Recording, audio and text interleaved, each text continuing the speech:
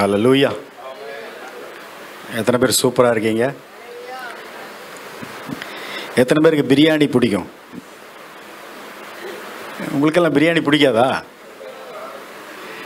நான் காஷ்மீர் டு கன்னியாகுமரியில் இருக்க எல்லா பிரியாணி டேஸ்ட் பண்ணியிருக்கேன்.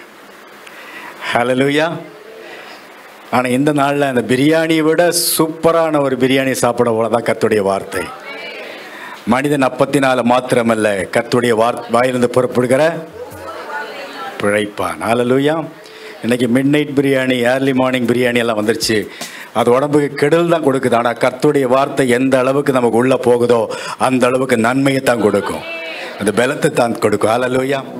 ஒரு பாடல், கர்த்தர், நான் ஒரு மிஷனரியாக இருக்கிறபடினால எந்த சபைக்கு சென்றாலும் இந்த சுவிசேஷ தாகத்தை ஜனங்களுக்கு பகிர்ந்து கொடுப்பதுதான் எனக்கு கொடுக்கப்பட்ட பாரம். எந்த சபையில் சுவிசேஷம் அறிவிக்கப்படுகிறதோ, எந்த சபை சுவிசேஷத்தை அறிவிக்கிறதோ அந்த சபை வளரும். இந்த நாட்கள் அதிகமாக இந்த சபை சுவிசேஷ அறிவிப்பில் ஈடுபட்டு இருக்கிறபடினால நான் விசுவாசத்தோடு நம்பிக்கையோடு சொல்ல முடியும், சீக்கிரத்தில் அந்த சபை வளரப்போகிறது. ஹல்லேலூயா. எப்படி சுவிசேஷத்தை சொல்லணும், எப்படி ஜனங்களை சந்திக்கணும் என்று அடிக்கடி நம்ம செய்திகளை பல தேவதாசர்கள் மூலமாய் கேட்டுக்கொண்டிருக்கிறோம். அதெல்லாம் நம்மை உற்சாகப்படுத்துகிற வார்த்தைகள் மாத்திரமல்ல, ஒரு எச்சரிப்பின் வார்த்தைகள் இருக்கிறது. சுவிசேஷத்தை அறிவிக்கிற சபைதான் உலக சரித்திரத்தை எடுத்து நீங்கள் வாசிக்கும் பொழுது வளர்ந்து கொண்டே இருந்த சபைகள். ஹல்லேலூயா. நமக்கு கர்த்தருடைய வாக்குத்தத்தங்களை கேட்பதுக்கு ரொம்ப பிடிக்கும்.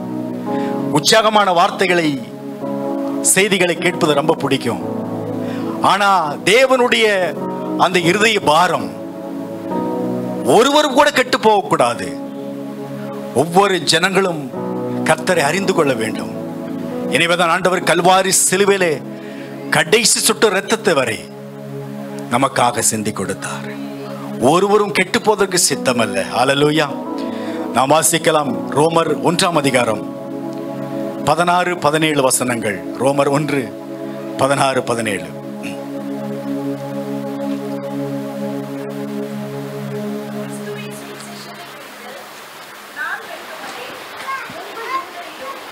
பின்பு கிரேக்கரிலும் விசுவாசிக்கிறவன் எவனோ அவனுக்கு ரட்சிப்பு உண்டாவதற்கு அது தேவ பலனாய் இருக்கிறது. விசுவாசத்தினால் நீதிமான் பிழைப்பான் என்று எழுதி இருக்கிறபடி விசுவாசத்தினால் உண்டாகும் தேவ நீதி விசுவாசத்திற்கென்று அந்த சுவிசேஷத்தினால் வெளிப்படுத்தப்படுகிறது. ஹல்லேலூயா. பவுல் இங்கே சொல்லுகிறார், ரோமா பட்டணத்துக்கு கர்த்தருடைய வார்த்தை ஏந்தி செல்லுகிற பவுல் இங்கே கூறுகிறார், கிறிஸ்துவின் சுவிசேஷத்தை குறித்து நான் என்னப்படேன்? வெட்கப்படேன். எல்லாம் சத்தமா சொல்லுங்க, வெட்கப்படேன். சத்தம் வரல, சத்தமா சொல்லுங்க. ஹல்லேலூயா. ஏன் வெட்கப்படுத? முன்பு யூதரிலும் பின்பு கிரேக்கரிலும் விசுவாசிக்கிறவன் எவனோ அவனுக்கு ரட்சிப்பு உண்டாவதற்கு அது தேவ பலனாய் இருக்கிறது. சுவிசேஷத்தில் தேவனுடைய பலன், தேவனுடைய வல்லமை வெளிப்பட்டிருக்கிறது. எனவே என்னுடைய செய்தியுடைய தலைப்பு வெட்கப்படேன். unashamed, not ashamed. நான் வெட்கப்படேன். நல்ல கரங்களை உயர்த்தி நான் வெட்கப்படேன் சொல்லுங்க. உங்க வீட்டில் பாருங்க, யாராவது கேன்சர் வியாதியில லாஸ்ட் ஸ்டேஜில் இருந்து கர்த்தர் அவை தொட்டு சுகப்படுத்தும் பொழுது அந்த செய்தியை நாம் மற்றொருத்தர் சொல்லும்போது வெட்கப்படுவோமா? ஒரு நாள் வெட்கப்பட மாட்டோம். ஹல்லேலூயா. கர்த்தர் நம்முடைய வாழ்க்கையில அற்புதங்களுக்கு மேல அற்புதம் செய்கிறார். நல்ல மார்க்கோடு பாஸ் பண்றோம், நல்ல வேலை கிடைக்குது, ஒரு வீட்டுக்காக நம்ம ஜெபம் பண்ணிட்டு கர்த்தர் நல்ல ஒரு வீட்டை கொடுக்கிறார். அதுக்கு நம்ம ஒரு நல்ல செய்தி, அந்த செய்தியை சொல்வதற்கு ஒரு நாளும் வெட்கப்பட மாட்டோம். சரியா? ஹல்லேலூயா.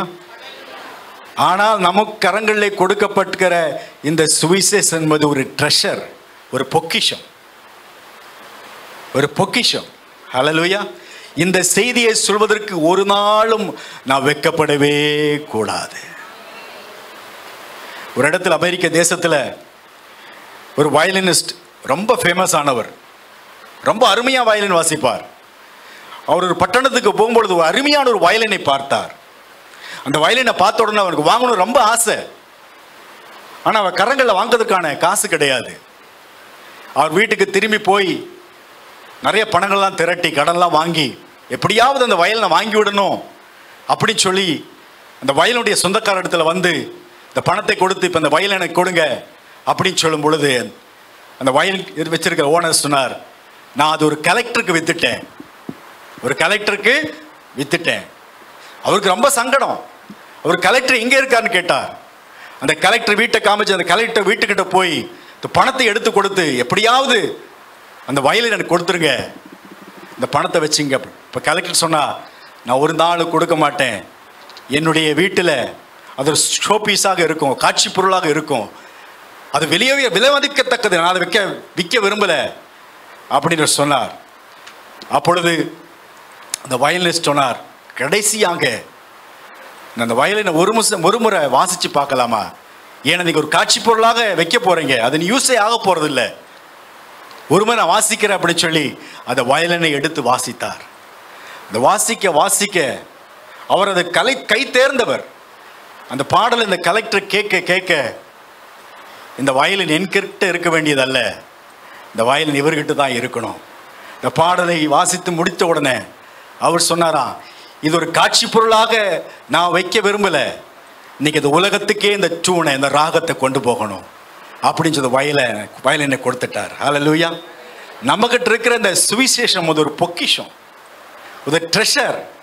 அந்த உலகத்துக்கே எடுத்து செல்ல வேண்டிய அந்த டாஸ்க், அந்த பொறுப்பு நமக்கு ஆண்டவர் கொடுத்திருக்கிறார். ஹல்லேலூயா. எனவே தான் பவுல் சொல்லுகிறார், இந்த சுவிசேஷத்தை குறித்து நான் வெட்கப்பட மாட்டேன். அந்த சுவிசேஷத்தை குறித்து நன்றாய் அறிந்து வைத்தவர், அதனுடைய பலனை தன்னுடைய வாழ்க்கையிலே அனுபவித்த பவுல் சொல்லுகிறார், அந்த சுவிசேஷத்தை குறித்து என்ன பண்ண மாட்டேன், நான் வெட்கப்பட மாட்டேன். ஏன்னா நான் பவுலை குறித்து வாசிக்கும் பொழுது நன்றாக தெரியும் பவுல் எப்பேற்பட்டவர் என்று.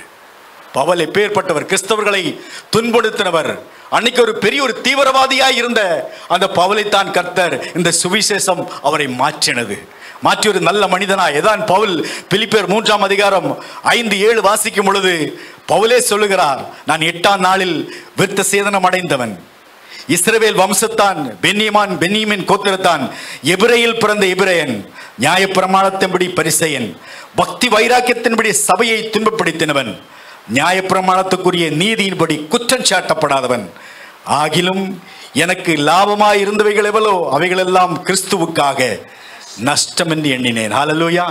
இப்படி ஒரு பரிசேயன், நியாயப்பிரமாணத்தை நன்றாக கற்று தேர்ந்தவர், நன்றாக படித்தவர், நியாயப்பிரமாணத்தின்படி கீழ்ப்படிந்து நடந்தவர், இப்படி சொல்ல வேண்டும் என்று சொன்னால் அவருடைய வாழ்க்கையில் ஒரு பெரிய மாற்றம் நடந்திருக்கிறது. ஹல்லேலூயா. ஒரு பெரிய மாற்றம் நடந்திருக்கிறது. எனவேதான் அவர் சொல்லுகிறார், நான் சுவிசேஷத்தை குறித்து நான் வெட்கப்பட மாட்டேன். இன்னைக்கு அநேக பேர் சுவிசேஷத்தை சொல்வதற்கு ஒரு வெட்கம், ஒரு தயக்கம். ஆரம்ப நாட்களில் வட இந்தியாவில் நான் சொல்ல ஆரம்பிக்கிறது பெரிய ஒரு தடுமாற்றம். எப்படி போய் சொல்றது, ஒரு வெட்கம். ஆனா பாருங்க, கர்த்தருடைய வல்லமை இதில் இருக்கிறபடினால நாம சொல்ல ஆரம்பிக்கும் பொழுதே கர்த்தருடைய வல்லமை இதன் மூலமாய் வெளிப்படுகிறது. அதை சொல்ற நன்றாக கோர்வையாக சொல்ல நமக்கு தெரியாமல் இருக்கலாம், அந்த சுவிசேஷத்தை குறித்து ஒரு ஃபுல் இன்ஃபர்மேஷன் நமக்கு இல்லாம இருக்கலாம். ஆனா ஆண்டவராக இயேசு கிறிஸ்து உங்களை நேசிக்கிறார், உங்களுக்காக கல்வாரி சிலுவையிலே தம்முடைய ஜீவனை கொடுத்தார், உங்களுக்காக இரத்தத்தை சிந்தினார், உங்க பாவங்களை மன்னிக்கிறார் என்று வாய்களை திறந்து சொல்லும் பொழுது அந்த சுவிசேஷத்தில் இருக்கிற வல்லமை புறப்பட்டு சென்று ஜனங்களை ரட்சிக்கிறது. ஹல்லேலூயா. ஏனால் சுவிசேஷம் என்பது ஒரு நல்ல செய்தி. இட்ஸ் a குட் நியூஸ், ஒரு நல்ல செய்தி. ஹல்லேலூயா. எல்லாம் சொல்லுங்க, நல்ல செய்தி. ஒரு நல்ல செய்தியை நாம் மறைத்து வைக்க கூடாது, மறைத்து வைக்க முடியாது. அந்த நல்ல செய்தியை இங்கே அமர்ந்திருக்கிற ஒவ்வொருடைய கரங்களை கர்த்தர் தந்திருக்கிறார். ஹல்லேலூயா. இது நல்ல செய்தி. அதான் தேவன் சொல்லுகிறார் யோவான் 3:16, தேவன் தம்முடைய ஒரே பேரான குமாரனை விசுவாசிக்கிறவன் எவனோ அவன் கெட்டு போகாமல் நித்திய ஜீவனை அடையும்படிக்கு அவரை தந்தரில் இவ்வளவாய் உலகத்தில் அன்பு கூர்ந்தார். அப்ப அன்பு கூர்ந்தார் என்பது நல்ல செய்தி. நல்ல செய்தியா கெட்ட செய்தியா? தேவன் நம்மிடத்தில் அன்பு கூர்ந்தார். பாவிகளாய் இருக்கும் பொழுதே நமக்கென்று அவர் கல்வாரி சிலுவை ஜீவனை கொடுத்தார். அவருடைய அன்பை பெற்றுக்கொள்வதற்கு எந்த தகுதியும் நமக்கு கிடையாது. அவருடைய சமூகத்தில் நிற்பதற்கு எந்த தகுதி நமக்கு கிடையாது. அப்படிப்பட்டவர்களிடத்தில் அன்பு செலுத்தினார் என்பது ஒரு நல்ல செய்தி. பாருங்க, கஷ்டத்தோடு, வருத்தத்தோடு, ஏமாற்றத்தோடு பல ஜனங்களால் ஏமாற்றப்பட்டு இருக்கிற ஜனங்களிடத்தில் போய் இயேசு உங்களிடத்தில் அன்பு செலுத்துகிறார் என்று சொல்வது ஒரு நல்ல செய்தி. ஹல்லேலூயா. சொல்றது கஷ்டமா தான் இருக்கு. ஏற்றுக்கொள்வாங்களோ ஏற்றுக்கொள்ள மாட்டார்களோ தயக்கமாகத்தான் இருக்கு. என் கார் போன வாரம் ஒரு ஆக்சிடென்ட்ல டேமேஜ் ஆயிருச்சு. டாக்ஸியில் தான் வந்தேன். டாக்ஸியில் உட்காந்துருக்கும் பொழுது கொஞ்சம் அப்படி பேச ஆரம்பித்தேன் டிரைவர்கிட்ட. முன்னால் காருக்கு முன்னால் பார்த்தா பெரிய பெரிய படங்கள்லாம் வச்சுருக்கு. பயங்கர பக்தி வைராக்கியம் உள்ள ஆளுன்னு தெரியுது. பேச ஆரம்பிக்கிறேன். ஆனால் பேசும் பொழுதே அவர் வேளாங்கண்ணியை பற்றி பேசுகிறாரு, அங்கே போனதை பற்றி பேசுகிறாரு, இங்கே போனதை நம்ம பேச விட மாட்டேங்கிறார். பாருங்க, சுவிசேஷத்தை ஆரம்பிக்கும் பொழுது அது வேற பேசாமல் இருந்தவர், நான் பேச ஆண்டவரை பற்றி பேச ஆரம்பித்த உடனே எதையோ கடையை தான் எடுத்து விடுறாரு. இந்த சுவிசேஷம் அறிவிக்கும் பொழுது மட்டும் தடைகள் எவ்வளவு வருது பாருங்க. நீங்கள் நல்லா கவனிச்சிருப்பீங்க. இன்னைக்கு 1 மணி நேரம் எப்படியா ஜெபம் பண்ணிடணும் அப்படின்னு சொல்லி ஜெபத்தில் உட்காரும் பொழுதே ஒரு ஃபோன் கால் வரும். அப்போ வர வந்திருக்காது, ஆரம்பிச்ச உடனே உங்களுக்கு எக்ஸ்பீரியன்ஸ் இருக்குதா? பாருங்க, பிசாசு எப்படியாவது நல்ல செய்தி, இந்த ஜெபம் ஒன்றும் பண்ணிடக்கூடாது என்று அவன் பின்பாக எடுத்து இழுக்கிறான். அவன் முயற்சி செய்கிறான். ஆனால் சொல்றேன், உலகத்தில் இருப்பவனை காட்டில் எனக்குள் இருக்கிற இயேசு பெரியவராய் இருக்கிறார். அவர் எனக்கு பலத்தை தருவார். நான் உடலை. நான் சொன்னேன், எல்லாரும் நினைக்கிறாங்க நீங்க மதத்தை மாத்துறாங்கன்னு நினைக்கிறேன். பிரதர், நான் சொல்றேன், மதத்தை மாத்துறது கிடையாது, ஒரு மனிதர்களை மாற்றுகிற ஒரு மார்க்கம் தான் இந்த மார்க்கம். அப்ப என் கதையை சொன்னேன்.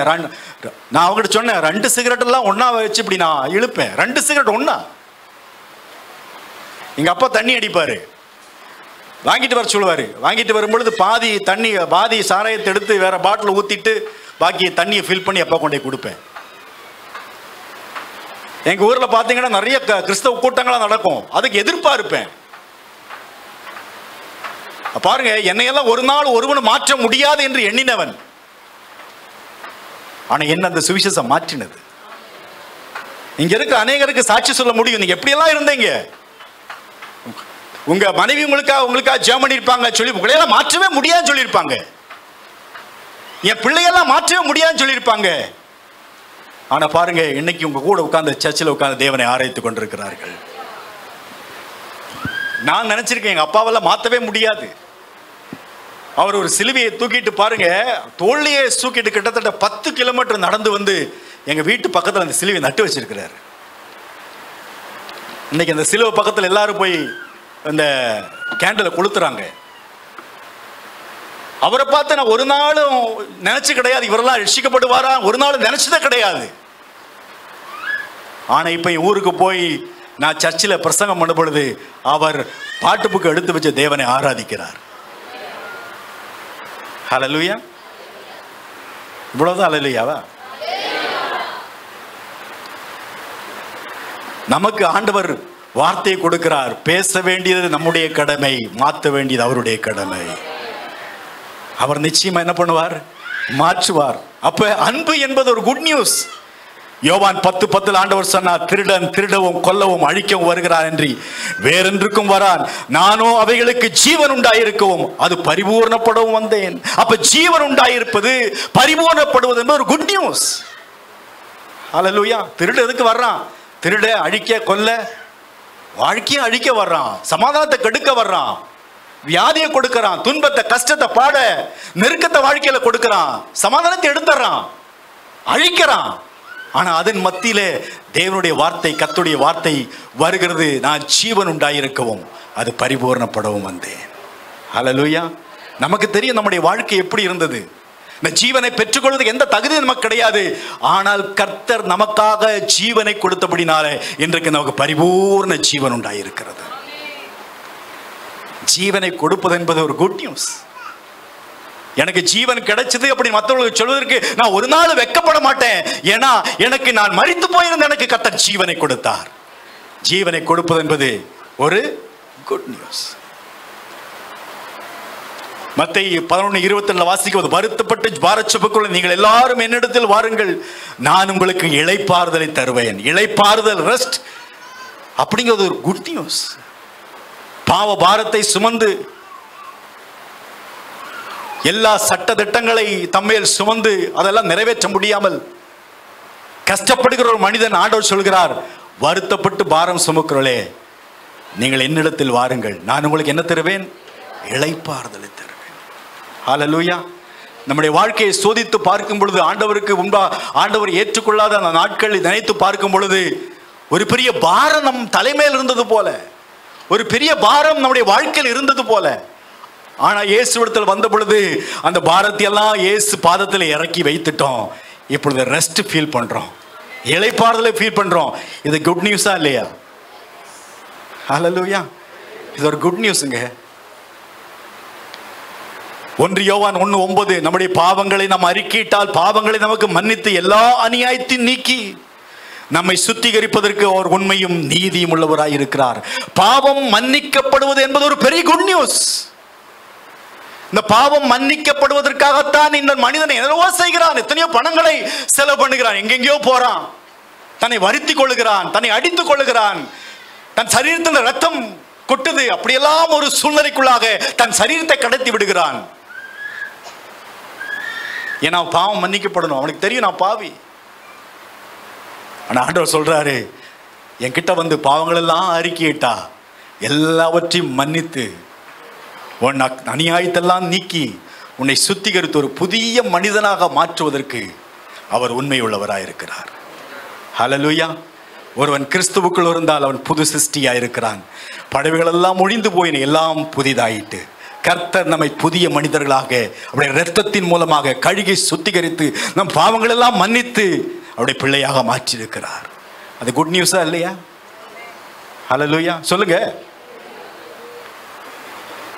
இதெல்லாம் நன்றாய் புரிந்து வைத்த பவுல் தான் சொல்லுகிறார், இந்த நல்ல செய்தியை குறித்து நான் வெட்கப்படவே மாட்டேன். ஒரு நாள் நான் கிறிஸ்தவர்களை துன்பப்படுத்துவாய் இருந்தேன்.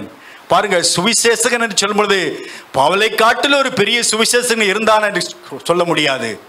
அந்த அளவுக்கு சுவிசேஷ பயணத்தில் பயணித்தவன், அந்த அளவுக்கு சுவிசேஷத்தால் துன்பப்பட்டவன், அடி வாங்கினவன், கல்லால் எரியப்பட்டவன், செத்துட்டா என்று கைவிடப்பட்டவன், இப்படியெல்லாம் அனுபவிச்சு அந்த சுவிசேஷத்தில் இருக்கிற நன்மையை அவன் நன்றாய் புரிந்து கொண்டபடியினால் தான் அவன் சொல்கிறான், இந்த சுவிசேஷத்தை சொல்வதற்கு நான் ஒரு நாள் வெட்கப்படவே மாட்டேன்.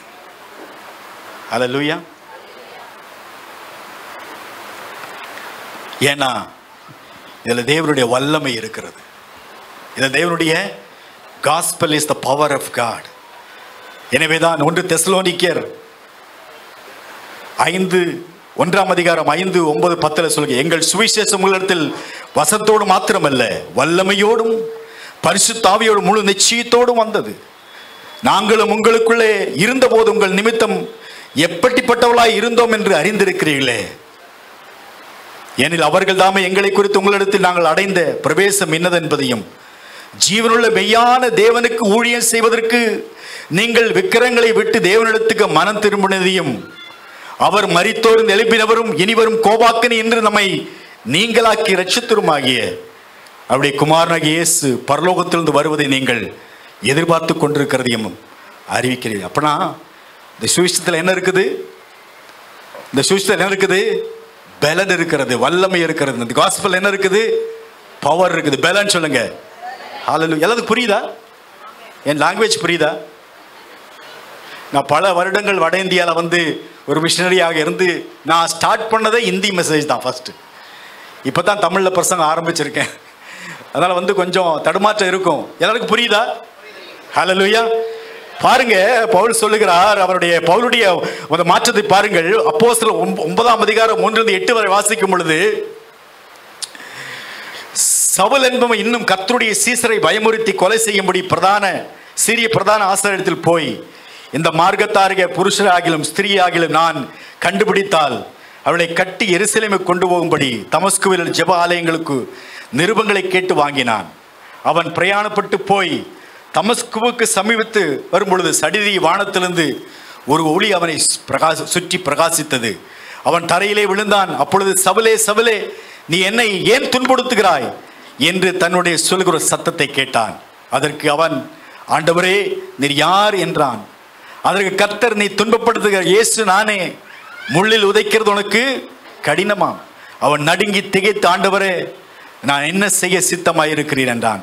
அதற்கு கர்த்தர், நீ எழுந்து பட்டணத்துக்குள்ளே போய் நீ செய்ய வேண்டியது உனக்கு சொல்லப்படும் என்றார். ஹல்லேலூயா. அந்த சுவிசேஷம் என்ற ஒளி பவுலுடைய வாழ்க்கையை அடித்த உடனே அவன் வாழ்க்கை மாறுகிறது. என்ன செய்வதற்காக போய் கொண்டிருக்கிறான்? கிறிஸ்தவர்களை கட்டி அடித்து எப்படியாவது ஒரு துன்பப்படுத்தணும், நாசப்படுத்தணும் என்று போய்கொண்டிருக்கிற அந்த வழியிலே கர்த்தருடைய வார்த்தை அவனுக்கு வெளிச்சமாய் வருகிறது. சுவிசேஷம் அவன் வாழ்க்கையில் வெளிச்சமாய் உதிக்கிறது. அதே இடத்தில் அவன் வாழ்க்கை மாறுகிறது. ஹல்லேலூயா. அந்த சுவிசேஷத்திற்கு அந்த வல்லமை பாருங்க, கண்டிப்பா மனிதனை மாற்றத்தான் செய்யும், மனிதனை மாற்றத்தான் செய்யும். எனவேதான் எபேசியர் 2ஆம் அதிகாரம் 1ஆம் வசனத்தில் வாசிக்கிறோம், அக்கிரமங்களினாலும் பாவங்களினால் மரித்தவர்களாயிருந்த உங்களை உயிர்ப்பித்தார். அக்கிரமங்களில் மரித்தவர்களாயிருந்த நம்மை கிறிஸ்துவனை கூட உயிர்ப்பித்தார். கிருபையினாலே ரட்சிக்கப்பட்டீர்கள். அக்கிரமங்களினால பாவங்களினால் மரித்தவர்களாயிருந்த நம்மை, உள்ளான மனிதன் மரித்து போயிருக்கிறான். தேவனுடைய இந்த கனெக்ஷன் துண்டிக்கப்பட்டிருக்கிறது. கர்த்தரோடு நெருங்க முடியாது. அப்படிப்பட்ட மனிதர்களுக்கு கர்த்தர் தேடி வந்து தம்முடைய ஜீவனை கொடுத்து ஆண்டோடு தூரம் போயிருக்கிறோம்.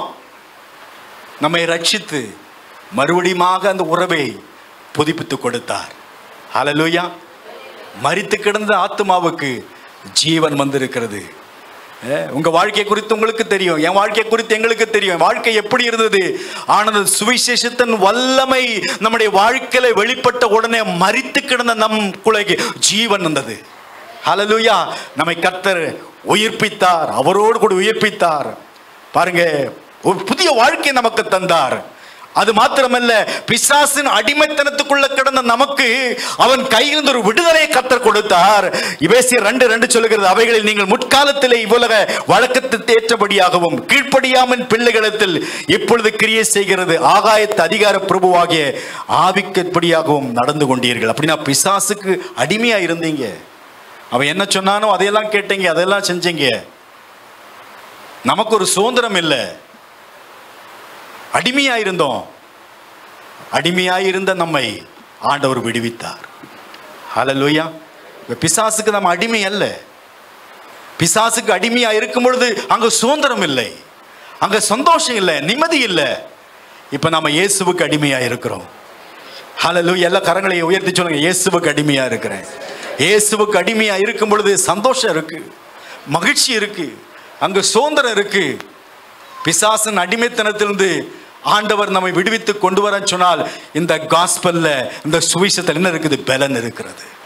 ஹல்லேலூயா. வல்லமை இருக்கிறது.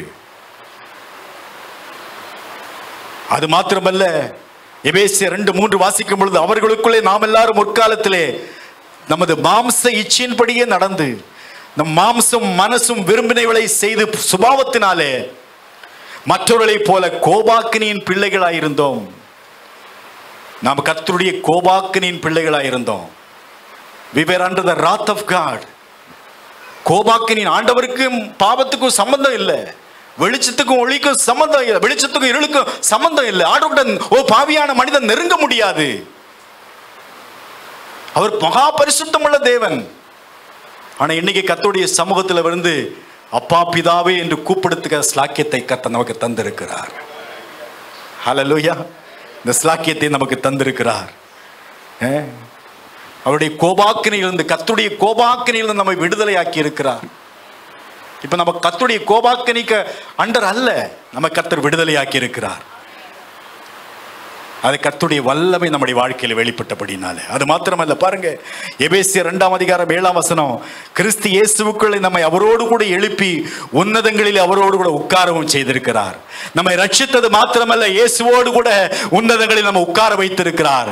இது ஒரு கர்த்தருடைய வல்லமை. அவருடைய சுவிசேஷத்தின் வல்லமை நம்முடைய வாழ்க்கையில வெளிப்படாம இப்படிப்பட்ட காரியம் நடக்கவே நடக்காது. சுவிசேஷத்தில் வல்லமை இருக்கா? ஹல்லேலூயா, வல்லமை இருக்கா? 1998 காஷ்மீர் ஸ்ரீநகரில் நான் அப்பொழுது கேம்பஸ் சைடில் ஸ்டாஃபாக இருந்தேன். மிஷனரியாக முதலாக ஜம்மு காஷ்மீருக்கு 1996 என்னை அனுப்புகிறாங்க. அப்போ கேம்பஸ் ஊழியங்கள் அந்த ஜம்மு காஷ்மீரில் இல்லை. நான் தான் போய் ஆரம்பிக்கிறேன். அங்கிருந்து ஜம்முவிலிருந்து காஷ்மீருக்கு 300 கிலோமீட்டர் ஸ்ரீநகருக்கு. காஷ்மீரில் ஃபுல் இஸ்லாம். ஜம்முவில் பார்த்தீங்கன்னா இந்துக்கள் இருக்கிறாங்க, கிறிஸ்தவங்க இருக்கிறாங்க. காஷ்மீரில் பார்த்தீங்கன்னா முஸ்லீம்ஸ், லடாக்கில் பார்த்தீங்கன்னா புத்திஸ்ட். இப்படி பிரிக்கப்பட்டிருக்கு. இப்போ காஷ்மீரில் எப்படியாவது ஊழியத்தை ஆரம்பிச்சாகணும். நீங்கள் பப்ளிக்காக சொல்ல முடியாது, சொன்ன அவ்வளோதான். அப்போது நான் யோசிக்கிறேன், எப்படி இவங்களுக்கு சுவிசேஷம் அறிவிக்கிறது? எப்படியாவது ஊழியத்தை தொடங்கணும், எப்படியாவது 4 பேர் ரட்சிக்கப்படணும். அந்த வாஞ்சை, விருப்பம், அந்த தாகம் எனக்குள்ள இருந்துகிட்டே இருக்கு. நான் போறதுக்கு முன்பாக காஷ்மீருக்காக பல நாட்களாக ஜெபித்து கொண்டே இருக்கிறேன். அங்க போய் ஸ்ரீநகர்ல இந்த இடத்துல லால் சவுக்னு இடத்துல நிற்கும் பொழுது கர்த்தர் எனக்கு ஒரு ஐடியா கொடுக்கிறார். இந்த காலேஜ் பக்கத்துல ஒரு ப்ரௌசிங் சென்டர் ஆரம்பிக்கணும். அப்பதான் அந்த பெரிய பெரிய கம்ப்யூட்டர்லாம் வந்த நாள், ஒயிட் கம்ப்யூட்டர் பின்னால் அப்படி நீட்டிட்டு இருக்கும், பெரிய கம்ப்யூட்டர். ஒரு 4 கம்ப்யூட்டரை வாங்கினேன். ஒரு வீட்டை வாடகைக்கு எடுத்தேன். ப்ரௌசிங் சென்டர் ஆரம்பித்தேன். ஒரு ரூமில் கம்ப்யூட்டர் வச்சுருக்கோம், இன்னொரு ரூமில் லைப்ரரி, அங்கே ஒரு டிவி வச்சு அங்கே ஜீசஸ் ஃபிலிம் ஓடிக்கிட்டே இருக்கும். ட்ராக்ஸ் வச்சுருக்கேன், பைபிள் வச்சுருக்கேன். இந்த காலேஜ் ஸ்டூடெண்ட்ஸ் எல்லாம் ப்ரௌசிங் சென்டருக்கு வருவாங்க. 2-3 ப்ரௌசிங் சென்டர் பக்கத்துலேயே இருக்குது. அப்போ அங்கே வந்து பெர் ஹவர் 20 rupees அப்படின்னா இங்கே 15 rupees தான். நிறைய ஸ்டூடெண்ட்ஸ் அங்கே வர ஆரம்பித்தாங்க. அப்போ அவர்கிட்ட அப்படியே ஃப்ரெண்ட்ஷிப் ஆகி உள்ளே கூப்பிட்டு போவேன். அவங்க அந்த படத்தை பார்ப்பாங்க, ட்ராக்ட்லாம் திறந்து வாசிப்பாங்க, பைபிள்லாம் திறந்து வாசிப்பாங்க. அப்படி நாட்களாக அப்படி போய்கொண்டே இருக்குது. வரும்போதெல்லாம் அதை பார்க்க சொல்லுவேன், வாசிக்க சொல்லுவேன். அதில் ஒரு 9 இஸ்லாமிய வாலிபர்கள் தொடப்பட்டார்கள். இந்த படத்தை போடுங்க. நான் சொல்றதெல்லாம் உண்மைன்னு உங்களுக்கு தெரியணும் இல்லை? இந்த பாஸ் அதை கதை சொல், அது இல்லை, லைனாக நிற்பாங்க, கிட்டார் பிடிச்சி லைனாக நிற்கிறது. ஓகே, இதில் வந்து 7 பேர் தான் இருக்காங்க. 9 இஸ்லாமிய வாலிபர்கள் கர்த்தருடைய வார்த்தையால் தொடப்பட்டு அவர் தங்கள் வாழ்க்கையை கர்த்தருக்கு என்று ஒப்பு கொடுத்தார்கள். அவங்களை அங்கே வச்சு ட்ரெயின் பண்ண முடியாது. டெல்லி கொண்டு வரணும். டெல்லி கொண்டு வந்து ட்ரெயின் பண்ணுவேன். ஏன்னா அவங்களாம் சீக்கிரட், ஒருத்தருக்கும் தெரியக்கூடாது. அப்படி ஆண்டவருக்குள்ள வைராக்கியம் உள்ளவராய் மாறினாங்க. ஹல்லேலூயா. பாருங்க, அவங்க வந்து இந்த ஹலால்லாம் சாப்பிடுவாங்க. ஆனால் வந்து அங்கே ஜம்முவில் ஜடுக்கா அப்படிம்பாங்க, கோழியை அப்படி வட்டி கொடுக்கறது. ஆனால் அவங்க வந்து ஹலால் தான் சாப்பிடுவாங்க. அதுலேயும் மாற்றம் வந்துருச்சு பாருங்க. ஹல்லேலூயா. இதில் 2 பசங்க கர்த்தருக்கு இந்த ஊழியத்துக்கு வாழ்க்கையை ஒப்பு கொடுத்து இன்னைக்கு 2 பேர் மிஷனரியாக இருக்காங்க, ஃபயாஸ் அண்ட் முஸ்டாக். இப்போ கர்த்தருடைய சுவிசேஷத்தில் வல்லமை இல்லாமல் இவங்களெல்லாம் மாற்றவே முடியாது. இவங்களெல்லாம் மாற்றவே முடியாது. நீங்கள் நினைக்கலாம் இவங்களெல்லாம் எப்படி மாற்ற முடியும், இவங்கெல்லாம் மாறுவாங்களா, என் அப்பாலாம் மாறுவாரா, என் கணவெல்லாம் மாறுவாரா, என் பிள்ளைகள்லாம் மாற முடியுமா நீங்கள் நினைக்கலாம். கர்த்தர் உங்களை பார்த்தா பேசுகிறார், இவங்களை மாற்ற முடியும், அவங்களை மாற்ற முடியும். அந்த வல்லமை தான் சுவிசேஷத்துக்குள்ள இருக்கிறது. அந்த வல்லமை நான் புரிந்து கொள்ளாத இருக்கிறபடினால சுவிசேஷத்தை ஒரு மதிப்பாக, ஒரு பெரிய காரியமாக எடுத்துக்கொள்வதே இல்லை. ஹல்லேலூயா. நான் பெருசாலாம் அவங்ககிட்ட சொல்லல. நான் உட்கார வச்சு இதை பாருங்க, எனக்கு அப்போ இந்தியெல்லாம் நல்லா வராது ஸ்டார்டிங்.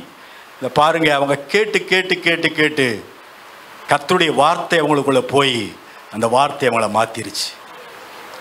இன்னைக்கு வட இந்தியாவில் பல கிராமங்களில் சபைகள் இருக்கு, ஆயிரக்கணக்கான சபைகள் இருக்கு. அதுக்கெல்லாம் காரணம் என்னன்னு கேட்டீங்கன்னா இந்த ஜீசஸ் ஃபிலிம், ஒரு இடத்துல எனக்கு ஞாபகம் இருக்கு, ஒரு இடத்துல ஒரு கிராமத்தில் ஜீசஸ் ஃபிலிம் போட்டு காமிக்கிறோம். இந்த கிராமம் ஃபுல்லாக வந்துருச்சு. ஒரு 10 பேர் வர்றாங்க ஏதோ ஒரு கிராமத்திலேருந்து. அந்த ஸ்க்ரீனை பார்த்த உடனே இவரைத்தான் நாங்கள் வழியில் பார்த்தோம், இவரைத்தான் வழியில் பார்த்தோம், இவரைத்தான் வழியில். அப்போ நான் கேட்டேன், யாரை பார்த்தீங்க? அந்த குருடரை கண்ணை திறக்கிறாரே, அவர் தான் வழியில் பார்த்தோம். எப்படி பார்த்தீங்க? நாங்கள் வந்துட்டு இருக்கும்பொழுது எந்த கிராமத்தில் இந்த மூவி போட்டிருக்க எங்களுக்கு தெரியல, அவர் கரெக்டாக எங்களை கைட் பண்ணி இங்கே கொண்டு விட்டுட்டாரு. திரும்பி பார்த்தா அவர் காணோம். அல்லேலூயா.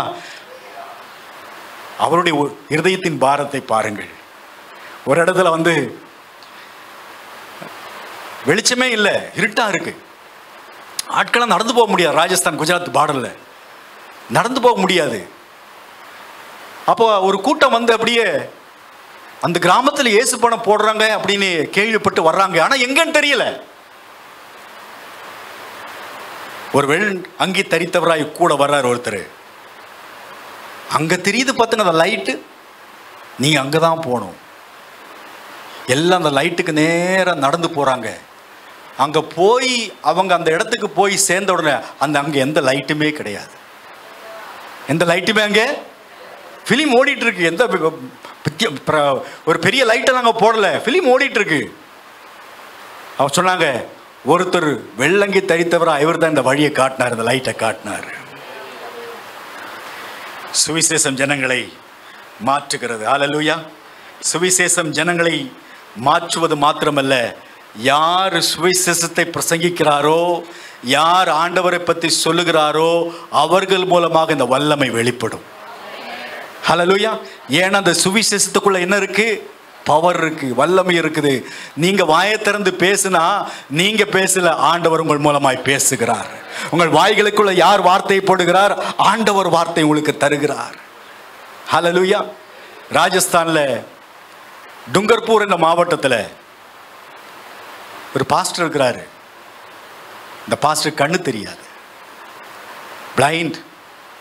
பாஸ்டர் போடுங்க. பாஸ்டர் லக்ஷ்மண் லால். கண்ணை பாருங்க எப்படி இருக்குன்னு. இந்த கொரோனா நாட்களில் எங்களுடைய இன்னொரு மிஷனரி இவர் வீட்டுக்கு போனார். இவங்க அப்பா பைத்தியம். இவர் சொன்னார், எங்க அப்பா ரோட்ல ஆரெல்லாம் போறாங்களோ கல்லை தூக்கி அடிப்பார். எங்க வீட்டில் கிலோ கணக்காக தங்கம் இருந்துச்சு. பைத்தியம் எங்க அப்பா. எங்கெங்க தூக்கி வீசிட்டாரு, எங்க இருக்குன்னு தெரியல. சாப்பாடு உட்காரும் பொழுது இந்த சாப்பாடை தூக்கி எரிஞ்சிட்டு அதே பிளைட்டை தலையை அடிப்பார். எங்களுக்கு நிம்மதி இல்லை, சமாதானம் இல்லை. உங்க இயேசு எங்க அப்பாவை குணமாக்குனா அந்த இயேசுவை என் வாழ்க்கையில் நான் ஏற்றுக்கொள்வேன். இந்த மிஷனரி தொடர்ந்து அங்கே போய்கொண்டே இருந்தார், ஜெபித்து கொண்டே இருந்தார். ஒரு நாள் நடந்த சம்பவம் அல்ல, அவர் தொடர்ந்து 7 நாள் போனார். 7வது நாள் அந்த பைத்தியக்கார அப்பாவை கர்த்தர் தொட்டார், விடுதலையாக்கினார். பாருங்க, இவருக்கு கண்ணு தெரியாது. ஆனா சொல்றாங்க, உங்க அப்பா சுகமாயிட்டாரு, உங்க அப்பா சுகமாயிட்டாரு. அதே நிமிடம் முழங்கால் படியிட்டு இந்த லக்ஷ்மண் லால் அவருடைய வாழ்க்கையை கர்த்தருக்கு ஒப்பு கொடுத்தார். அவருக்கு பைபிள் வாசிக்க தெரியாது. யாரோ ஒரு ஆடியோ பைபிள் கொடுத்தாங்க. அவர் ரூமில் உட்காந்து அந்த பைபிளை கேட்டுக்கிட்டே இருப்பார், வசனத்தை கேட்டுட்டே இருப்பார். கொரோனா நாட்கள் எங்க சர்ச்சுக்கு போக முடியாது, அவர் யாரும் கூட்டிட்டு போகல எங்கேயும். இந்த கர்த்தருடைய வார்த்தை கேட்க கேட்க கேட்க அந்த கர்த்தருடைய வார்த்தை அவர்களுக்குள் கிரியை செய்தது. ஹல்லேலூயா. கர்த்தருடைய வார்த்தையை மனப்பாடம் பண்ண ஆரம்பிச்சார். அப்ப அவருக்குள்ள ஒரு சிந்தனை வந்து, ஏன் நான் உட்கார்ந்து கர்த்தருடைய வார்த்தையை கேட்கிற இந்த இடத்துல, நான் உட்கார்ந்து ஜெபிக்கிற இந்த இடத்துல 4 பேரை வச்சு நான் ஜெபம் பண்ணக்கூடாதா? அவர் சொன்னார், நான் உங்களுக்காக ஜெபம் பண்றேன். ஒரு ஆள் 2 ஆள் அப்படி வந்துட்டே இருந்தாங்க. ஃபுல் போட்டோவை காட்டுங்க, சர்ச் போட்டோவை காட்டுங்க. ஹல்லேலூயா. பாருங்க, 2 வருஷத்துக்கு முன்னாடி எடுத்த போட்டோ. அந்த கண்ணு தெரியாத பாஸ்டர் வீட்டில் சர்ச்சில் இத்தனை பேர் இருக்கிறாங்க. கைகளை தட்ட மாட்டீங்களா?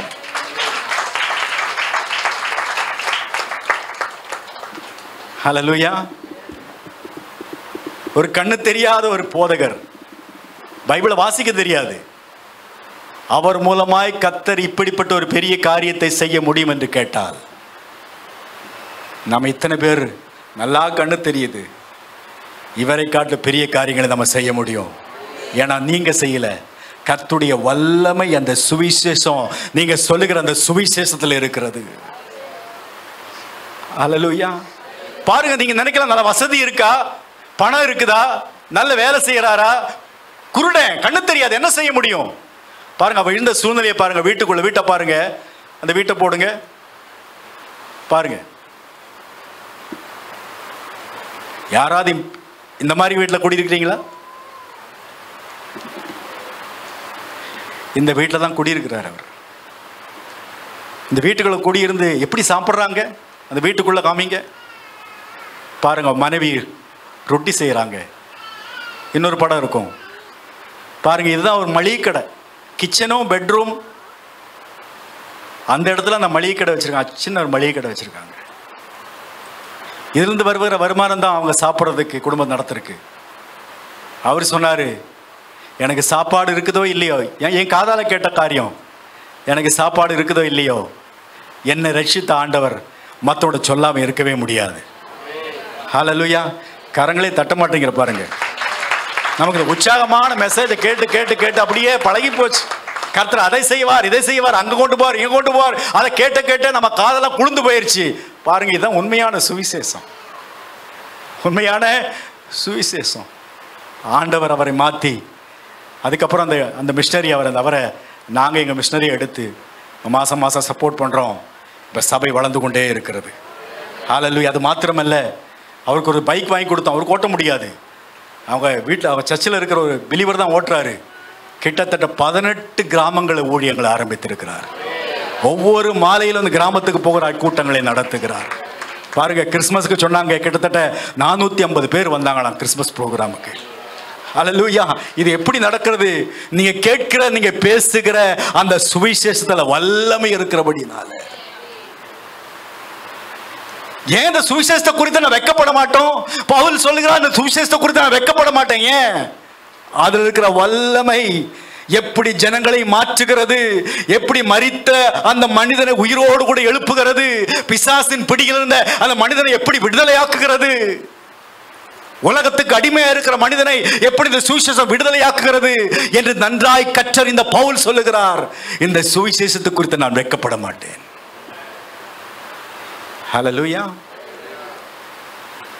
வெட்கப்படுவீங்களா? பாஸ்டர் சொல்றாரு, ஒவ்வொரு சண்டே ஈவினிங்க போவோம், சுவிசேஷ ஊழியத்துக்கு போவோம். வெக்கமா தான் இருக்கு, தயக்கமா இருக்கு. ஆனா சரியாக இதை பத்தி நீங்கள் புரிந்து கொண்டா எந்த இடத்துல வாயை திறப்பதற்கு பயப்படவே மாட்டோம், நான் வெட்கப்படவே மாட்டோம். ஹல்லேலூயா. வெட்கப்படவே மாட்டோம். ஆண்டவர் பாத்தீங்க மாற்றுகிற தேவனாய் இருக்கிறார். ஹல்லேலூயா. மாற்றுகிற தேவனாய் இருக்கிறார். நான் காஷ்மீர் இருக்கும் பொழுது இந்த ஜீசஸ் ஃபிலிம் பல லாங்குவேஜில் டப் பண்ணேன். ஏன்னா அங்கே காஷ்மீர், அந்த நார்த் இந்தியாவில் ஜம்மு காஷ்மீர், இமாச்சல் இங்கெல்லாம் போகும் பொழுது ஒவ்வொரு தாலுக்காவும் மொழி மாறும், ஒவ்வொரு தாலுக்காவும் மொழி மாறும். அப்போ எல்லா தாலுக்கா இருக்கிற மொழிகளில் இந்த ஜீசஸ் ஃபிலிம் டப்பிங் பண்ணணும். அது ஒரு பெரிய ஒரு டாஸ்க், அது முடியாத காரியம். லடாக்ல போய் லடாக்கி அந்த லாங்குவேஜில் அந்த ஜீசஸ் ஃபிலிம் பண்ணும் அப்படின்னா அது முடியாத காரியம். ஏன்னா உங்களுக்கு டப்பிங் பண்ணுறதுக்கு 22 ஆர்டிஸ்ட் தேவை, வாய்ஸ் கொடுக்கறதுக்கு. நான் பல இடத்துக்கு அலைவேன், ஏன்னா சர்ச்செல்லாம் கிடையாது, ஒரு கிறிஸ்தவனையும் பார்க்க முடியாது. ஒரு 22 பேரை டெல்லி கொண்டு வரணும், ஒரு மாதம் இருக்க வைக்கணும், கூட வாய்ஸ் கொடுப்பாங்க. அந்த மாதிரி பல லாங்குவேஜை டப்பிங் பண்ணியிருக்கேன். நீங்கள் யூடியூப்பில் போனீங்களா அது இருக்கும். அப்புறம் பாருங்க, பத்ரவாயி என்று சொல்கிற பாஷை, பத்ரவாயி ஜம்மு பக்கத்தில் இருக்கு. அந்த இடத்துக்கு போகிறேன், ஆட்களை தேடுறேன், ஒரு ஆள் கூட கிடைக்க மாட்டேங்கிறார்.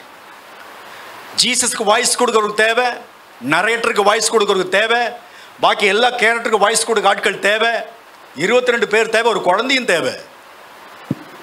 யாருமே இல்லை. அலையிறேன். ஒரு ஹோட்டல் உட்காந்து நான் ஜெபம் பண்ணுறேன், ஆண்டவரே எப்படியாவது 22 பேரை காமிங்க ஆண்டவரே. ஏன்னா இந்த டப்பிங்க்கு பெரிய அளவு பணம் எல்லாம் கொடுக்க மாட்டோம். ஒரு ஆளுக்கு 2000 1500 தான், அதான் பட்ஜெட். யார் வருவா? ஆனால் பார்த்தங்க, கர்த்தர் அழகாக ஒவ்வொருத்தர்கிட்டே என்னை வழி நடத்தினார். ஒரு போலீஸ் இன்ஸ்பெக்டர், அவர் ஸ்டேஷனில் இருக்கார். அவர்கிட்ட போய் நான் இப்போ போனேன். இப்போ எங்கேருந்து வந்து கேட்டார். நான் அந்த மாதிரி சவுத்துலேருந்து வர்றேன், ஜம்முவில் இருக்கேன். அப்போ நான் என்ன பண்ணுறேன்னு அவர்கிட்ட சொன்னேன். ஓ அப்படியா, ஓ டெல்லிக்கு வரணுமா? டெல்லிக்கு வரணும். எத்தனை? ஒரு மாதமா? ஒரு மாதம் எப்படி லீவ் எடுக்க முடியும்? சரி நீங்கள் சொல்லிட்டீங்க, நான் லீவ் போடுறேன் 1 மாதம். போலீஸ் இன்ஸ்பெக்டர் அந்த இடத்துக்கு, அதாவது இன்ஸ்பெக்டர் பாருங்க, அந்த இடத்துல ஒவ்வொரு நாளும் 6 மணிக்கு மேலே யாரும் வெளியே போக முடியாது. அது என்ன ஒரு சட்டம்? 366 சரி 144. 6 மணிக்கு மேலே. ஏன்னா எப்போ மிலிட்டன்ஸ் வருவாங்க, குண்டு போட்டு தள்ளுவான்னு தெரியாது எனக்கு. நான் போகும்பொழுது எத்தனையும் ஒரு நாள் தெரியாமல் போயிட்டேன். ஆப்பிள் தோட்டத்துக்கு போகிறேன். ஆப்பிள் தோட்டம் பார்த்த உடனே ரொம்ப அழகாக இருக்குது. சிஸ்டர்லாம் வந்தாங்க இமாச்சல் பிரதேசம். ஆப்பிள்லாம் பார்க்க முடியல, சீசன் கிடையாது. அந்த ஆப்பிள் இருக்கிற சீசனை பார்த்தீங்கன்னா அந்த மரமெல்லாம் ஆப்பிளாக இருக்கும், இலையே பார்க்க முடியாது, அப்படி அழகாக இருக்கும். இந்த ஆப்பிள் தோட்டத்தை பார்த்து அப்படியே ஆப்பிள் தோட்டத்துக்குள்ளே போயிட்டு இப்போ திரும்பி வரணும். 6 மணிக்கு மேலே ஆயிடுச்சு.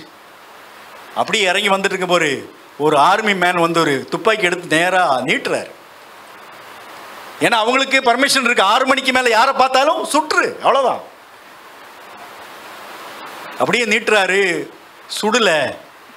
சொல்றாரு, சுடுறதுக்கு தான் நீட்டினேன், ஆனால் என் கையே வரல. என் கைய என்ன பார்த்து சுற்ற முடியுமா? நான் அதை விட பெரிய துப்பாக்கி வச்சு தான் போயிட்டு இருக்கேன். ஹல்லேலூயா.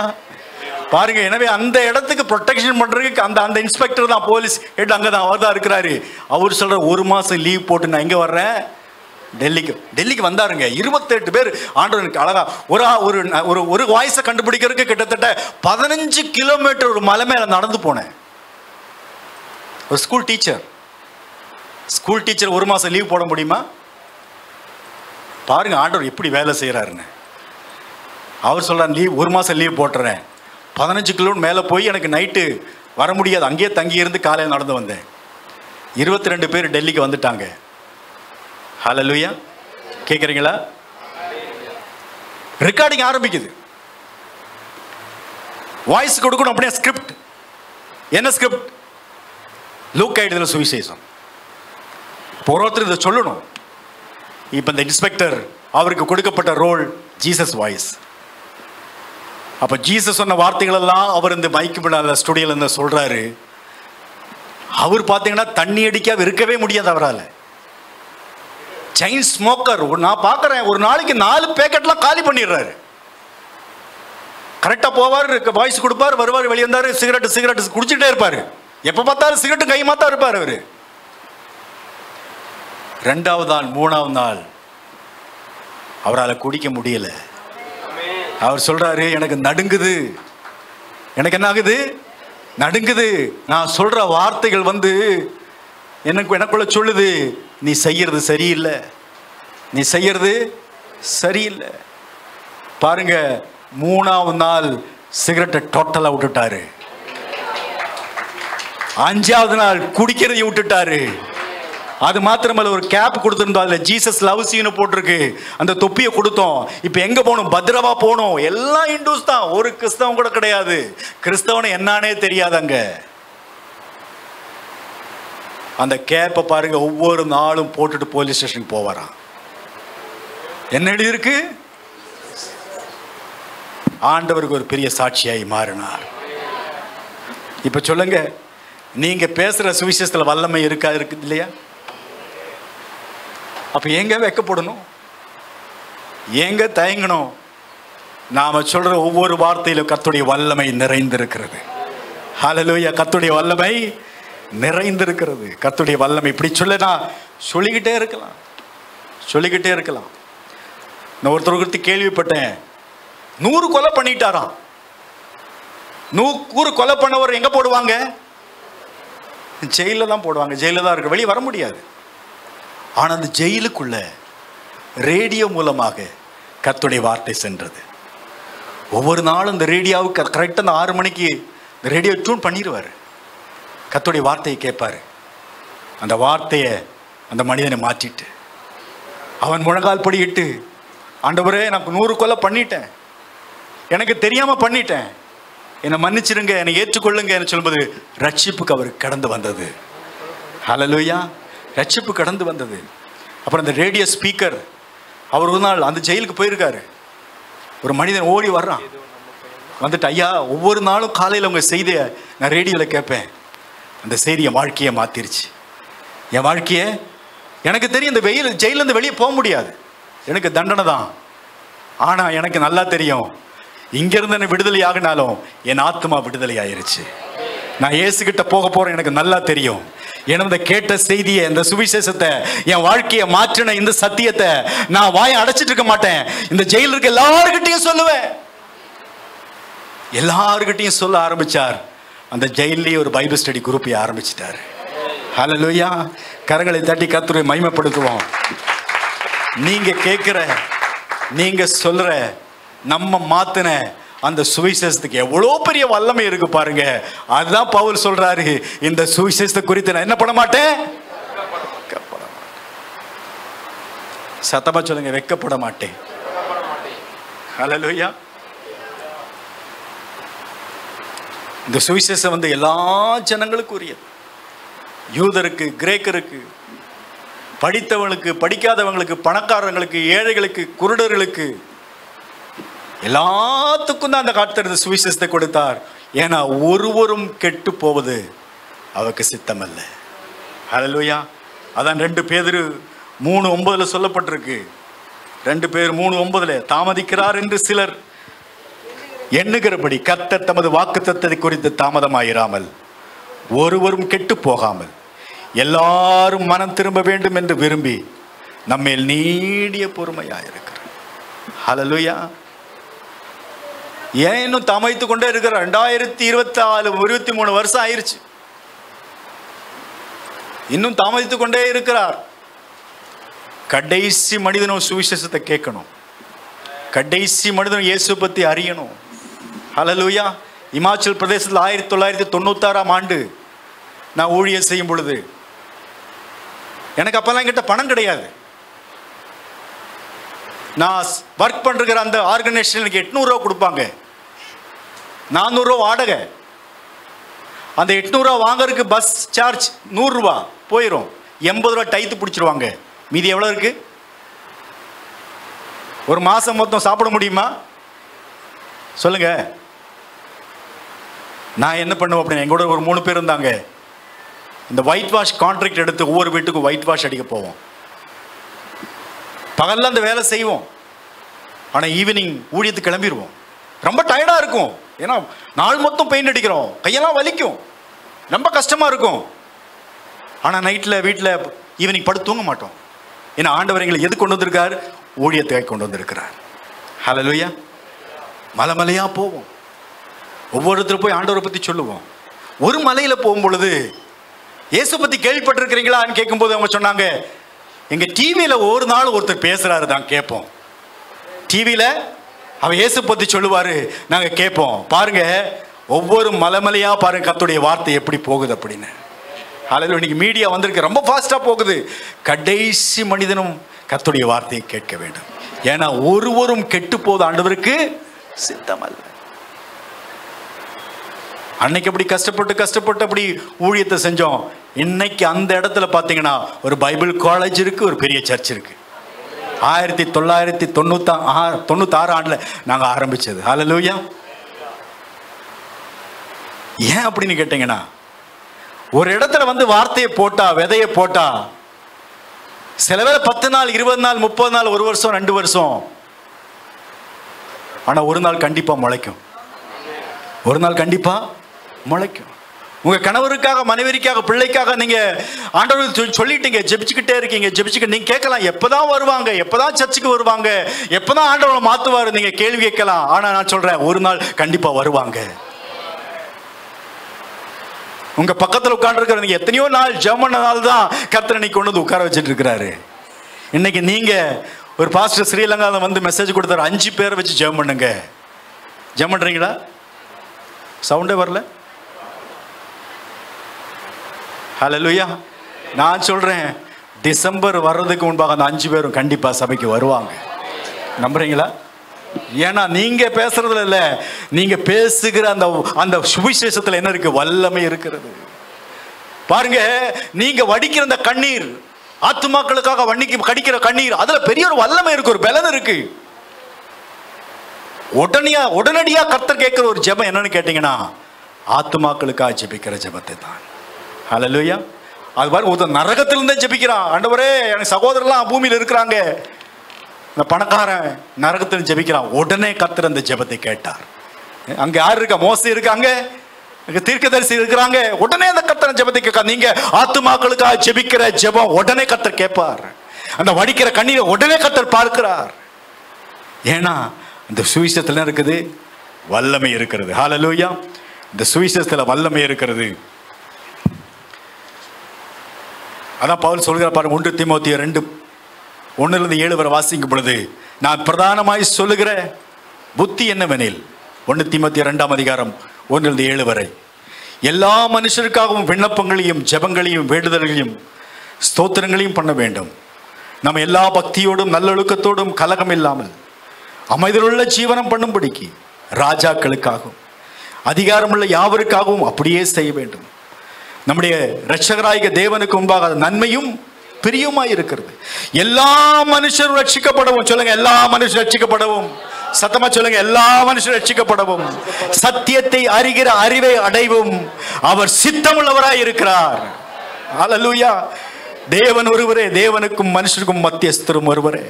எல்லாரையும் மீட்கும் பொருளாக தம்மை ஒப்பு கொடுத்த மனுஷனாகிய கிறிஸ்து இயேசு அவரே இதற்கு சாட்சி. ஏற்ற காலங்களில் விளங்கி இதற்காகவே நான் பிரசங்கியாகவும் அப்போஸ்தலனாகவும் புறஜாதிகளுக்கு விசுவாசத்தையும் சத்தியத்தையும் விளங்க பண்ணுகிற போதகராகவும் நியமிக்கப்பட்டிருக்கிறேன். நான் பொய் சொல்லாமல் கிறிஸ்துவுக்குள் உண்மையை சொல்கிறேன். ஹல்லேலூயா. பவுல் நன்றாக அறிந்து வைத்திருக்கிறார். இந்த சுவிசேஷம் யூதர்களுக்கு மாத்திரமல்ல, கிரேக்கர்களுக்கு மாத்திரமல்ல, ரோமர்களுக்கு மாத்திரமல்ல, இந்த சுவிசேஷம் உலகத்தில் பிறந்த ஒவ்வொரு மனிதனுக்கும் உரியது. ஹல்லேலூயா. ஒவ்வொரு மனிதனுக்கும் நான் சொல்றேன், இந்த திருச்சி பட்டணத்தை நடமாடுகிற ஒவ்வொரு மனிதனுக்கும் கர்த்தர் கல்வாரி சிலுவையில் தம்முடைய ஜீவனை கொடுத்தார். கடைசி சுற்று ரத்தத்தை வரை தமக்கு ஊற்றி கொடுத்தார். ஏன்னா ஒவ்வொருவரையும் நேசிக்கிறார். ஹல்லேலூயா. நீங்கள்லாம் பாக்கியவான்கள், நம்மெல்லாம் பாக்கியவான்கள். ஏன்னா கர்த்தர் நம்மை ரட்சித்து விட்டார். அவருடைய பிள்ளைகளாக மாறிட்டோம். ஹல்லேலூயா. இனி நம்ம எங்கே போவோமோ எதிர்காலத்தை குறித்து நம்ம கவலைப்படணும் அவசியம் இல்லை. ஏன்னா எதிர்காலத்தை கர்த்தர் தீர்மானித்து வைத்து விட்டார். நம்ம நம்பிக்கை இல்லாதவர்கள் அல்ல, நமக்குள்ள நம்பிக்கை வந்துருச்சு. நம்ம சந்தோஷம் இல்லாதவர்கள் கலங்கணும் கவலைப்படணும் அவசியம் இல்லை. கர்த்தர் நமக்குள்ள வந்து விட்டார். ஹல்லேலூயா. நீ எத்தனையோ ஜனங்களுக்குள்ள இந்த கர்த்தர், ஹல்லேலூயா, இந்த கர்த்தருடைய வல்லமை கடந்து செல்ல வேண்டும். எல்லாரும் கர்த்தருடைய சமூகத்தில் அப்படி எழுந்திருப்போம். ஹல்லேலூயா. இந்த சுவிசேஷத்தால் மார்ட்டின் லூதர் அவர் கேட்டார், 17ஆம் வசனம், விசுவாசத்தினாலே நீதிமான் பிழைப்பான் என்று எழுதியிருக்கிறபடி விசுவாசத்தினால் உண்டாகும் தேவ நீதி விசுவாசத்திற்கென்றது சுவிசேஷத்தினாலே வெளிப்படுத்தப்படுகிறது. ஹல்லேலூயா. விசுவாசத்தினாலே இந்த சுவிசேஷத்தின் வல்லமை, இந்த சுவிசேஷத்தின் வல்லமை, தேவ வல்லமை தேவனுடைய நீதியினாலே வெளிப்படுத்தப்பட்டிருக்கிறது.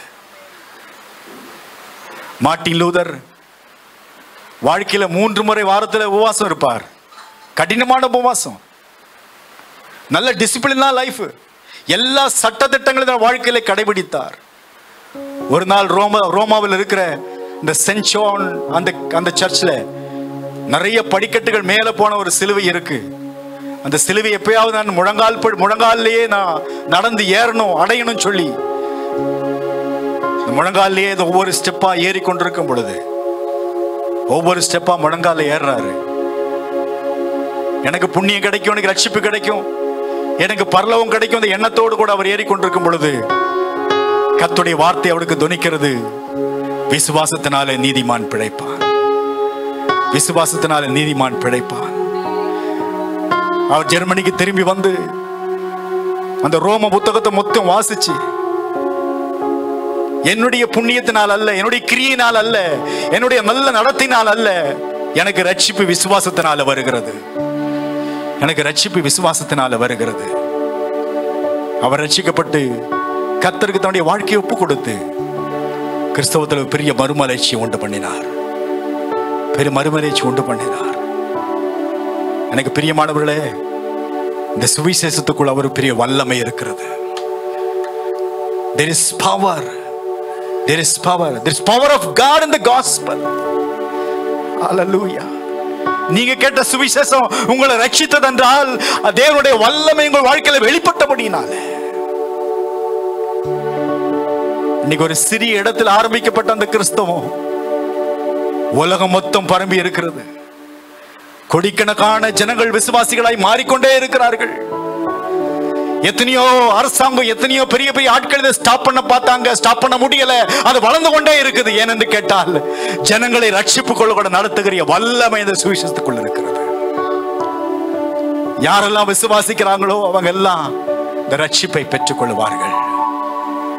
எனவே பவுல் சொன்னது போல இந்த சுவிசேஷத்தை குறித்து நான் வெட்கப்படேன். இந்த சுவிசேஷத்தை குறித்து நான் வெட்கப்படேன். நாம ஒரு டிசைட் பண்ணுவோம், ஒரு கமிட்மெண்ட் நம்முடைய வாழ்க்கையில் நாம் உண்டாக்குவோம். ஆண்டவரே, எத்தனையோ இடங்கள்ல நான் வெட்கப்பட்டிருக்கேன், தயங்கி இருக்கிறேன். இவ்வளவு பெரிய ஒரு வல்லமை இந்த வார்த்தையில் இருக்கிறது, சுவிசேஷத்தில் இருக்குது. ஆண்டவரே, நான் வாயை அடக்கி வைக்க மாட்டேன். என் வாயை திறந்து வெட்கப்படாமல் உம்மை பத்தி ஜனங்களோடு பேசுவேன். என்ன ரட்சித்த சுவிசேஷம் எல்லாரையும் ரட்சிக்க வல்லமை உள்ளதாக இருக்கிறது. அதுக்குள்ள தேவ பலன் இருக்கிறது. ஹல்லேலூயா. எல்லாரும் கரங்களை உயர்த்தி, ஆண்டவரே உமக்கு நன்றி அப்பா, எங்களை ரட்சித்த அந்த சுவிசேஷம். ஜெபம் பண்ணுங்க. எங்களை ரட்சித்த அந்த சுவிசேஷம் ஆண்டவரே எங்கள் கணவரை ரட்சிக்கட்டும்.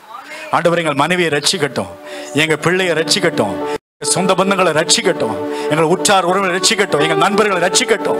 ஆண்டவர் ஆபீஸ்ல போகும்போது ஆண்டவர் நாங்கள் எத்தனையோ பேரை பார்க்கிறோம், எத்தனையோ பழகிறோம், பேசுறோம். அவங்களெல்லாம் ரட்சிக்கட்டும். ஆண்டவரே எங்கள் திருச்சி பட்டணத்தை ரட்சிக்கட்டும். ஆண்டவரே, ஆண்டவர் நோக்கி பாருங்க, கேளுங்க. இந்த ஜெபத்துக்கு கர்த்தர் உடனடியாக பதில் கொடுக்கிறார். ஹல்லேலூயா, ஹல்லேலூயா. நீங்க பேசுகிற அந்த சுவிசேஷத்துல வல்லமை இருக்கிறது. வல்லமை, ஜனங்களை ரட்சிக்கக்கூடிய வல்லமை. எனவே அடக்கி வைக்க மாட்டேன். ரோம பெரிய சாம்ராஜ்யம், வல்லமை நிறைந்த சாம்ராஜ்யம். அந்த இடத்துல போய் பவுல் வெட்கப்படாமல் பேசுகிறார். வெட்கப்படாமல் பேசுகிறார். ராஜாக்களுக்கு முன்பாக கர்த்தர் உங்களை ராஜாக்களுக்கு முன்பாக பேச வைப்பார். பெரிய பெரிய அதிகாரிகள் முன்பாக பேச வைப்பார். பெரிய படித்து பட்டம் வாங்குற ஜனங்களுக்கு முன்பாக பேச வைப்பார். நீங்க வாயை திறக்கும் பொழுது கர்த்தருடைய வல்லமை உங்கள் மூலமாய் வெளிப்படும். Thank you Jesus. Hallelujah. எனவே சொல்லுங்க, ஆண்டவரே, சுவிசேஷம் அறிவிக்கிற நாட்கள்ல கர்த்தாவே அது ஒரு கடமையாக கர்த்தாவே ஒரு பொறுப்படுத்தாமல் செய்யாம என்னுடைய எனக்கு கொடுக்கப்பட்ட கடமை ஆண்டவரே என்று சொல்லி அந்த கடமை உணர்வோடு கூட, அந்த தாகத்தோடு கூட, அந்த பாரத்தோடு கூட, அந்த ஆத்ம பாரத்தோடு கூட வெட்கப்படாமல் ஆண்டவரே இந்த சுவிசேஷத்தை சொல்ல நீங்க கிருபை தாங்க. ஆண்டவரே மேல தயவு பாராட்டுங்க, தயவு பாராட்டுங்க. நான் சொல்றேன், அப்படி நான் செய்ய ஆரம்பிச்சு அப்படின்னா திருச்சி பட்டணம் வெகு சீக்கிரத்தில் கர்த்தரிடத்துல வரும். ஹல்லேலூயா. இந்த சபைகள்லாம் நிரம்பி வழியும். இடம் போதாத அளவுக்கு சபைகள் நிரம்பி வழியும். இந்த சுவிசேஷத்தை அடக்கி வைத்திருக்கபடினால்தான் கூட்டத்தை பார்க்க முடியல. ஆண்டவர் உங்களை பயன்படுத்த விரும்புகிறார். எனவே ஒப்பு கொடுப்ப. ஆண்டவரே, என்னை ஒப்பு கொடுக்கிறேன், என்னை அர்ப்பணிக்கிறேன். ஆண்டவரே, என்னை அர்ப்பணிக்கிறேன், என்னை பயன்படுத்துங்கப்பா. திருச்சி பட்டணத்துல பயன்படுத்துங்க, குடும்பங்களுக்கு பயன்படுத்துங்க. ஆண்டவரே, பக்கத்தில் இருக்கிற தெருவில் என்ன பயன்படுத்துங்க, பக்கத்தில் இருக்க வீட்டில் என்ன பயன்படுத்துங்க. ஆண்டவரே, என்ன பயன்படுத்துங்கப்பா. என்னை ரட்சித்த ஆண்டவர் அவர்களையும் ரட்சிக்க வல்லமை உள்ளவர் கர்த்தாவே. எங்களை ஒப்பு கொடுக்கிறோம். ஆண்டவரே, இந்த சுவிசேஷத்தை அறிவிக்கக்கூடிய இந்த பாரத்தை எங்கள் சபைக்கு நீங்க கொடுத்தீங்க, நமக்கு நன்றி அப்பா. இன்னும் ஊக்கமாய் நாங்கள் செய்ய எங்களுக்கு பலன் தாங்க, கிருபை தாங்க. அநேக ரட்சிப்புகளை நடத்தக்கூடிய பாக்கியத்தை எங்களுக்கு தாங்கப்பா, எங்களுக்கு தாங்கப்பா. எங்களை ஒப்பு கொடுக்கிறோம். இயேசுவின்